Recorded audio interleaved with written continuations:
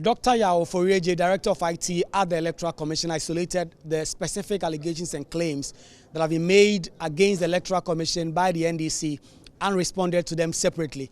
According to him, the Electoral Commission has specifically dealt with all the challenges that the NDC raised, and in particular, some of them are just spurious. In our minds, we can't see how you can delete somebody by transferring them, because transfers are allowed. So you can't delete somebody by transferring them. I also like to say that the way the voter management system is designed, and indeed ABIS, once you get registered onto the system, we went on further and looked at the transaction history of the particular voter within our database. By 2020, at 10:19 a.m., at the True Vine Preparatory School, JHS, near Boyman, with polling station number C150704. This gentleman, on the 22nd of October 2020, at 4:35 p.m., registered for special voting and was moved to the Achimota College Police Station, C1502 SPS. That is a special polling station that he registered for. But the NDC came in forcefully, according to Dr. Edward Omane-Boama, who is the NDC's Director of Elections and IT. The Electoral Commission has simply shown itself not trustworthy enough. When your roof is leaking, you can decide to mop, keep mopping, and keep mopping. Or you can decide to fix the leakage and mop. What we see here is mopping and mopping and mopping. Fixing the leakage is missing. This forensic audit is not just about the register. When you have fixed the register, and I will demonstrate to you how, as a result of our revelations, some aftermath fixing is providing a semblance of we are fixing it. When you fix it, and we all look at the hard copies, and we are all giving the PVR, the soft copies. In November, if the very criminals that got us here are still there, engaged in illegal transfers, we will come back to square one.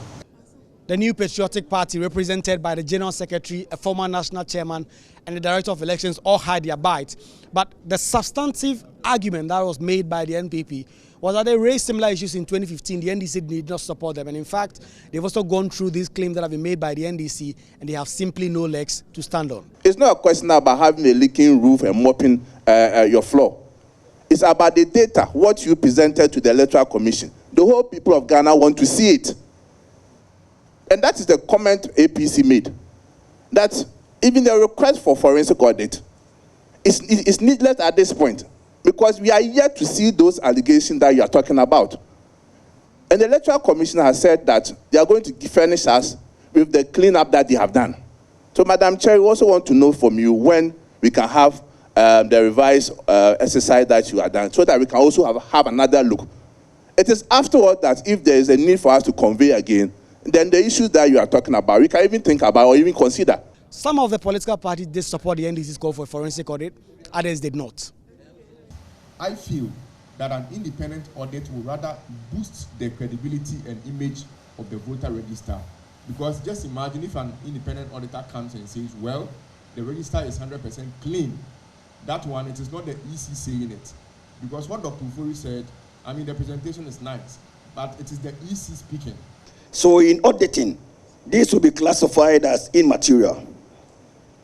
So no auditor will spend time to work on that because it's immaterial. There's no problem asking for a forensic audit. But the problem here is that we are only holding a provisional voter register. And that allows for correction and allows for updates. I don't know what it is.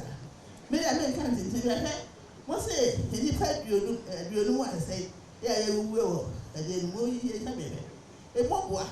I don't know what to do. Electoral Commission Chairperson Madam Jean Mensah has been assuring that the Commission will always keep transparency as its watchdog and ensure that in the lead up to the 2024 general election, there will be enough for persons to know that the Electoral Commission is trustworthy. The Commission felt that it was in our interest to demystify the Commission and to remove the cloaks of secrecy that had hitherto shrouded our operations. And so today, from A to Z, from registration to the declaration of results, all our processes are open to the public. And that is the beauty of our democracy. She has also been announcing that in the coming days, the Electoral Commission will allow journalists in to witness and record IPAC proceedings.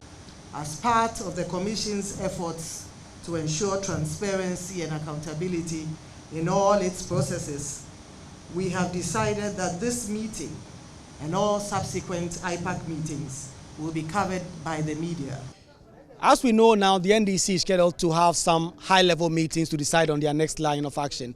The NDC says it is keeping all its cards on the table, and this will include protest. According to Dr. Doromani Boama, the Electoral Commission's word cannot be taken for it, and that is why they are going to have a meeting and decide whether or not this call for a forensic audit will be modified, as the Electoral Commission and others have been calling, or they will keep at it with barely 60 days to the 2024 general election. Reporting for Joy News, Kweku Asante, Alisa Hotel, Accra.